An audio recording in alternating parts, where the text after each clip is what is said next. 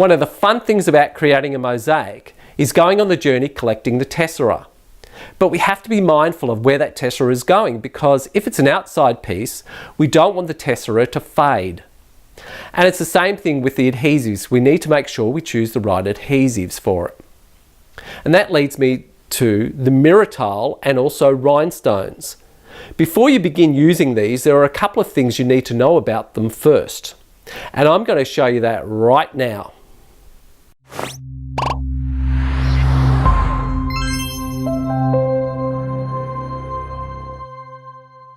When it comes to rhinestones or mirror tiles, you need to ensure that you use the right adhesive for them.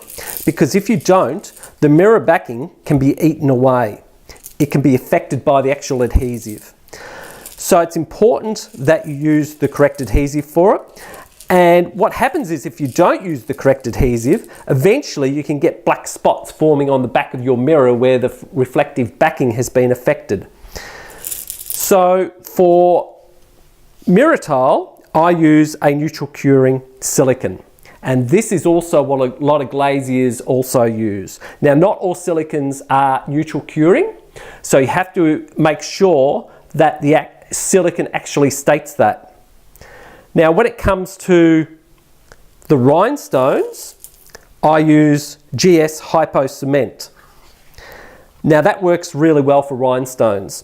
The only problem with using this is that it has a very fine tip on it, and sometimes it's hard to get back into the actual container. So you have to make sure, it takes a little bit of practice, but you can get there. And once you've done it a few times, it's pretty easy.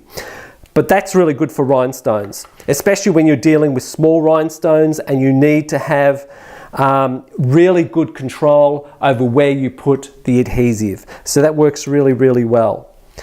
Now, some people use E6000, but E6000 is not good for rhinestones or mirror tile because it can affect that reflective backing. So avoid that at all costs for these items.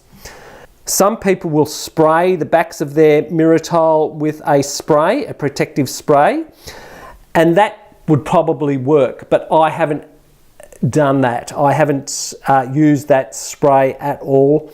So that would be a matter of giving it a go, and trying it out, doing a sample and seeing how you go. Although I'm sure if it's made for mirror and it's a protective backing, then I'm sure it would work fine because it's specific to that. But I haven't used it. So I hope that helps you on your adhesive choice if you're using rhinestones or mirror tile, and enjoy.